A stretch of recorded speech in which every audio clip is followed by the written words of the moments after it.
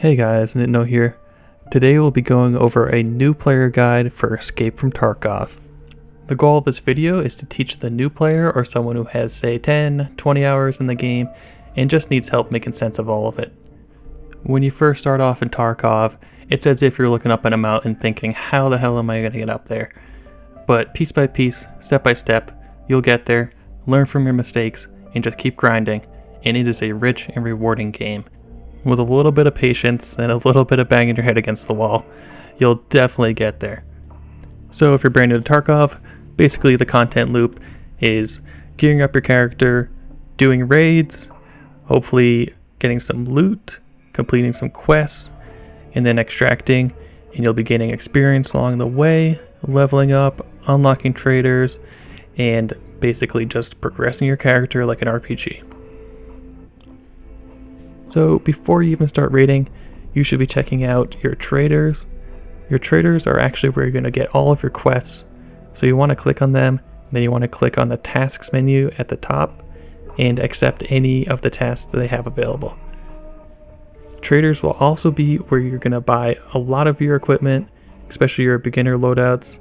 At level 5 you do unlock the flea market, but the flea market will be usually more expensive, so whenever possible, buy your items from traders.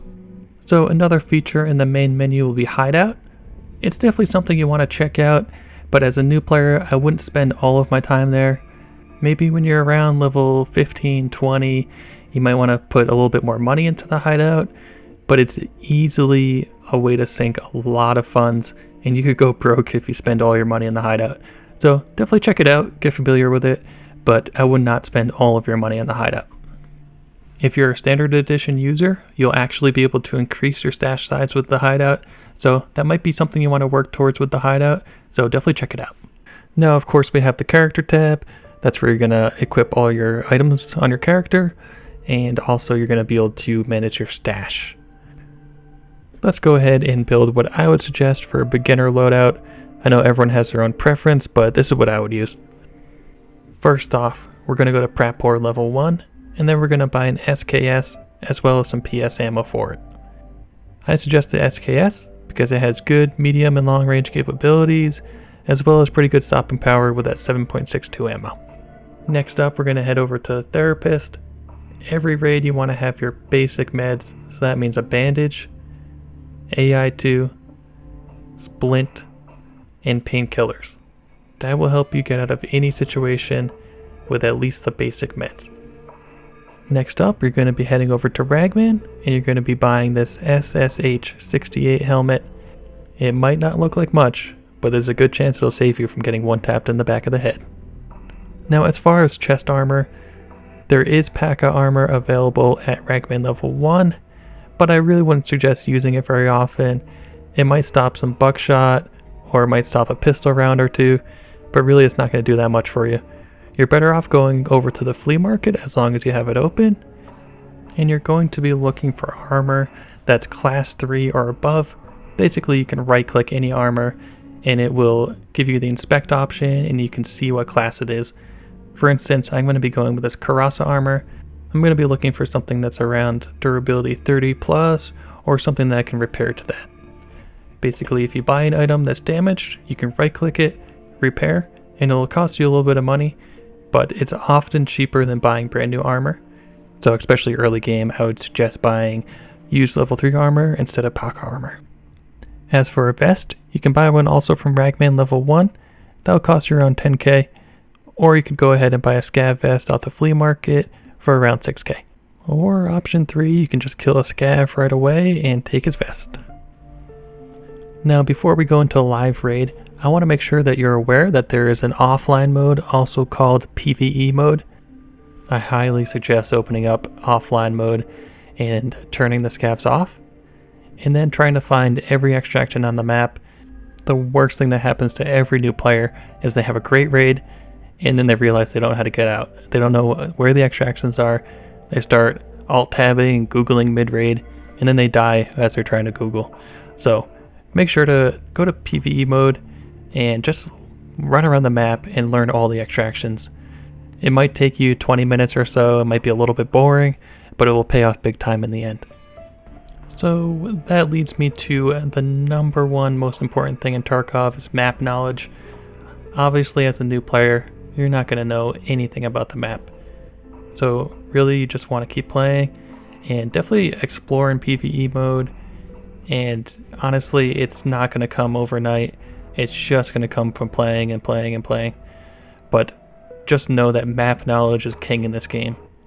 You might have someone that's just amazing at aiming, like they're a god at CSGO, but then they hop into this game and they're getting shot from who knows where. They're like, where did that guy come from? I didn't even know he could go over there. So don't worry, that happens to everybody in this game, but just know map knowledge is king. So load up PvE mode, roam around, and just try to know every nook and cranny on the map. So to touch on extractions again, when you begin a raid, you want to double tap O and it will bring you up a list of extractions that are available. If it has question marks next to it, that means it's an extract that's not always open, so you might have to go to the extract to find out if it's open or not. Also, some extracts do require conditions to be met. For instance, over near dorms, there is a van that is sometimes out there. You'll need 3k rubles in order to activate this extract.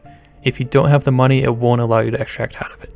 So even though you've explored PvE mode and you might have a general idea of where the extracts are now, there is no shame in using a community-made map, especially as a beginner. So load up your favorite map. I'll try to link a couple down below and put that on a second monitor or put it on your cell phone, and just always have that to reference, and that will go a long way for you. So now before you load up your first online raid, make sure to check out the insurance tab. Basically, here you can spend a small amount of money, and if you die with your gear and no one loots your body, then you'll get your gear back. So if you die to a scav and no one else finds your body, you'll get all your gear back that you insured. So that's actually a really smart thing to do. Prep4 will give you your gear back in 24 to 36 hours for a cheaper price. Therapist, 12 to 24 hours, but it's a little bit more expensive. At the start of every raid, you want to make sure to drag your healing items onto your hotbar. Make sure your healing items are either in your pockets or your vest. Press tab, and then drag them to 4, 5, and 6. Another important early game tip is just to move out of the spawn area after you spawn in. Unfortunately, there's only a certain number of places you can spawn, so a veteran player might just go around checking for your spawn right away, and in the first 2 minutes you might be getting shot at. So you don't have to move far, just get behind some trees in a different area, or move into a container while you check your map, but just don't be standing right in the spawn area. That's pretty dangerous actually.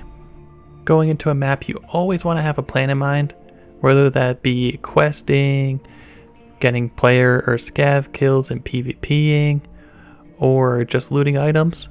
You want to make sure you have some sort of plan so you're not just wandering around aimlessly. Whenever I go into a raid with no plan, I always end up getting killed. Sounds and audio cue listening is a huge thing in this game. Always make sure to be aware of your surroundings. If you hear something, you hear someone reloading, you hear a sound that you think might be a player, always assume that it's a player. Whenever I think I hear something and I say, you know, there's no one around, I haven't heard anybody for a long time, that's when you're going to get killed. Now there are headsets that you can buy. They are a little bit expensive. The early game headset will be called Comtax. They might be worth using as you get a little bit more money. They do have an advantage of being able to hear footsteps a little more clear.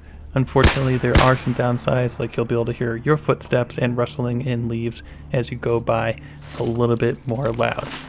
So it's a trade-off, but especially when you're indoors and you're standing still, you'll be able to hear players and scavs walking around a lot easier.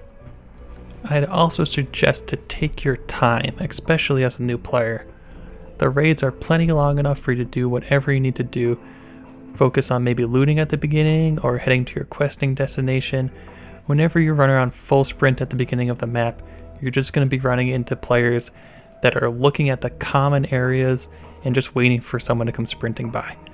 Who knows, if you're patient, you might just run into one of those players that goes sprinting by carelessly and you'll just be able to pop them off and take all his stuff. That actually leads me to another really good tip, is after you kill a player, wait a little bit to loot him, especially if he's out in the open. There's a common word in this type of game called third partying. You might have heard that from PUBG or some other kind of BR game that you play. After someone hears a gunshot go off, if they're in the area, they might be trying to check it out. And if they see you looting a body with your inventory open, you're an easy target. So it might be smart after a kill to just kind of wait in the bushes, or even move out of the area for a little bit and see if anybody else investigates. Another helpful tip actually before you even start fighting is you want to make sure you have enough stamina for the fight. If you're running around and your stamina's in the red, it's not wise to start a fight unless it's a sure thing. Say if you miss your shots and you're low on stamina and you're trying to run behind a tree, you're going to be walking, you're going to be slow and sluggish. You want to make sure you have at least 1/4, 1/2. That's a good amount of stamina to have. Of course, that's a little situational, but as a general rule of thumb, you want to make sure you have enough stamina for the fight. I'd also like to talk about gear fear. What is gear fear? That's when you have some really nice items that you might have looted and put in your stash, and it's so nice that you just don't want to use it, or maybe you do use it and it causes you to act differently, play really defensively, and maybe even just get yourself killed. This is something that you just have to get over by playing, and it's all mental.